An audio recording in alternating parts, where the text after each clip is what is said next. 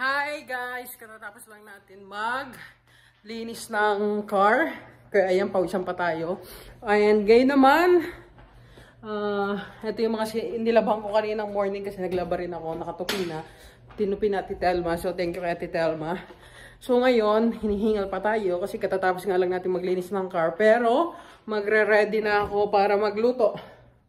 So ito na yung minarinate kong fish na pang prito kanina. Ito. Nilagay ko sa ref. Walang laman yung ref namin kasi kalilinis lang. Katatanggal lang yung mga ano. So, ito yung mga ipiprito kong fish. Ito yung pinamalengke kong fish kanina. So, yan ang mga ipiprito ko. Prito lang yan. And, if follower ko kayo, if nanonood kayo ng mga video ko sa YouTube, sa shorts ko, mostly shorts ang ina-upload ko lately, nandun yung upload ko na nag-comment yung nanay ko. Kasi ngayon, nasa bakasyon sila. Susunduin namin sila sa airport later. Sana raw, doon sa grilled eggplant ko, sana raw pag uwi niya, ganun din ang ulam. So, wish granted. Kaya tayo ay, may mga eggplant dito. Iihaw natin to pang torta. Kasi doon sa video ko na yun, torta yung ginawa ko. So, magtutorta din tayo. And, pritong fish for dinner. And hindi ko na alam kung ano pang gagawin kong ibang luluto. And for now, yun muna. Magsasaing ako. Then, mag-grill tayo ng talong. And I'll be back. Prep ko lang. So, we're grilling na guys the talong and nagsasaing na rin tayo. Ayan, kailangan natin mag-multitask, you know guys. So, ayan. Dito na ako nag-grill sa may stove namin. Hindi na ako nagpabaga pa para hindi time consuming and para matapos tayo agad. Kasi pagod na ako, maliligo pa ako and everything. Magpe-prepare pa ako para sa pagsundo namin. So, ayan. So, ayan. Yan na yung nangyayari ngayon. Update ko kayo later. So guys, nakapag-prito na tayo.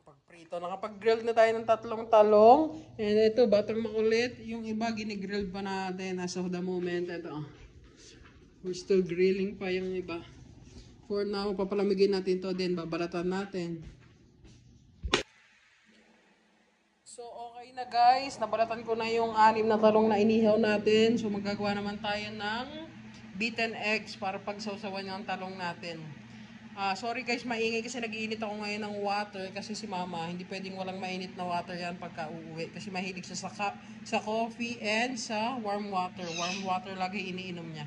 So, ihanda ko muna guys, then balikan ko kayo. Ito na yung egg natin guys. Bali 3 egg yung ginawa ko. Bali, ang ratio niya is 1:2. Isang itlog sa 2 talong. Para talagang coat na coat. So, ayan, i-whisk lang natin yan para talagang mabit siya ng sobra. Lagyan natin ng salt and pepper to taste. And that's it. Luluto na natin ang ating tortang talong.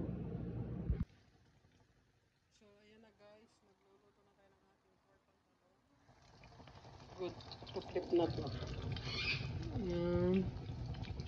So, tatlo by batch yung pagsalang ko. Din yung sinaing natin is luto na rin. Good to go na yan. So, yan. May na-accomplish na tayo kahit papano. We're in a hurry na kasi boarding na raw sila. So, maya baka mag-take off na yun. So, hindi pa tayo nakakatapos. Kaya kailangan bilisan na natin. So guys, ito na yung mga natorta nating talong. Meron pa tayong 3 piniprito. And after nan, magpiprito na tayo ng fish. And ito, pakita ko sa inyo. Yan guys, oh, nagtutorta tayo. Then, nagpapakulo tayo ng sabaw. Ang unang kulo niyan, tatapon natin. Then, magninilaga tayo kahit konti lang para may mahigop naman ang sabaw. Kasi puro fried yung iluluto natin. Kaya para medyo meron naman pang balance, magluluto tayo ng may sabaw. Ayan, ang dumi na ng aming ano. Mamaya na lang lilinisin yan. And eto na nga guys, natapos na natin yung tortang talong natin. Ayan, 6 pieces na tortang talong ang ating pinrito for today's video.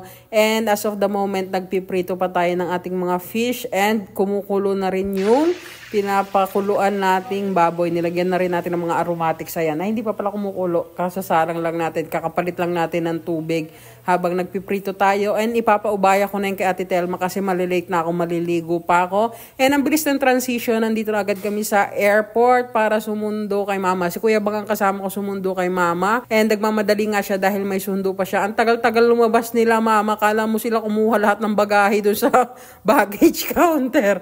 So, ayan na, at last palabas na sila. Ayan si Madam Manilo, tulak-tulak, naghahanap pa. Ayan, oo. Ang dami dalaw. Gala mo, galing ibang bansa eh.